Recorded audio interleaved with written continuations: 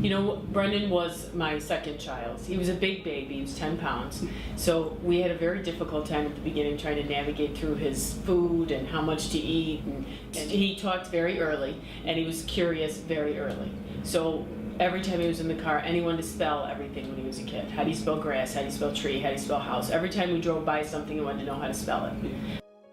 He was diagnosed with an aneurysmal bone cyst, and we had to go to the University of Chicago to have it removed because it was a fairly special, intricate surgery. He had the tumor. We went into the hospital on Monday, the tumor removed on Tuesday, and on Wednesday, one of the nurses that was there, she was an older nurse, she kept looking at his monitor, and then she'd come back in, and she finally said to me, "There's something wrong with his heart."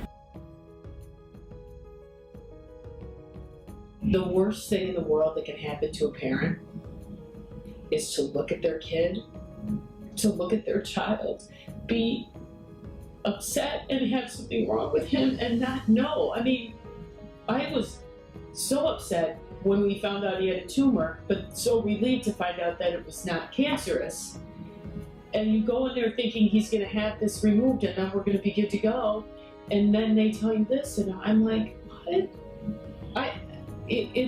You can't even explain it. If any parent that has a child knows what it feels like, because there is nothing you would not do for your kids. And if I could have traded places with them, I certainly would have. Because I'd rather go through it myself than watch my son go through that.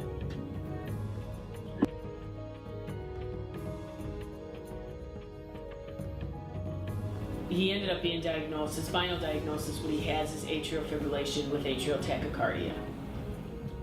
So they started him on medication when we left the University of Chicago, and then told us to follow up with our own cardiologist that was closer to home. So we went to Dr. Franklin at Children's Memorial. The medication they put him on a Holter monitor, found out that medication wasn't working, so they put him on a different medication.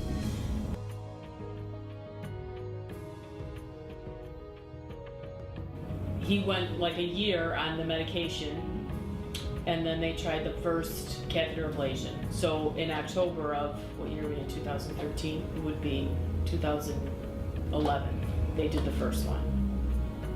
And that one I think that was when they did the first one. Yeah, and that one didn't work. And apparently when they do these, it's very, they have to awaken the condition while they're under the anesthesia, and that's how they find out where the problem is. Well, sometimes you are too asleep and they can't awaken the condition, and that's what happened to him the first time. So then he went in for the second one, and it worked for like 3 weeks, and then it didn't work anymore. And so then they tried another medication, and that one didn't work. And eventually, the doctor's like, we really have to go in and do this again. And Brendan was like, no. Because by this time he's done. I'm done with hospitals, I'm done with medication, no.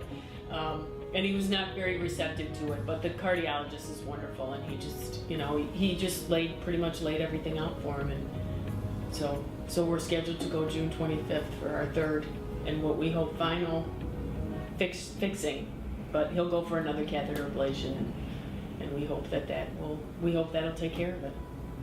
Someone told me a long time ago that there's a reason when you're on an airplane they tell you to put your oxygen mask on first, and it really is because if you can't breathe, you can't help anybody else. If you don't take care of yourself, you can't help anybody else to take care of themselves. And so many times as women we forget that, and we do feel selfish when we take care of ourselves because it is time away from our families or time away from something else that we can do. And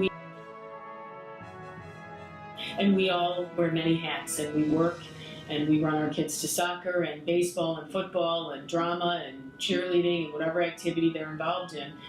But we still have to make that time for ourselves and to take care of ourselves and to eat right, And that's the biggest part of the Go Red for Women is, one, be in tune with yourself and how you feel, but also take the preventative step. Part of the reason I got involved with the Heart Association obviously was because of Brendan, and how sometimes you don't realize these things until they really do hit close to home.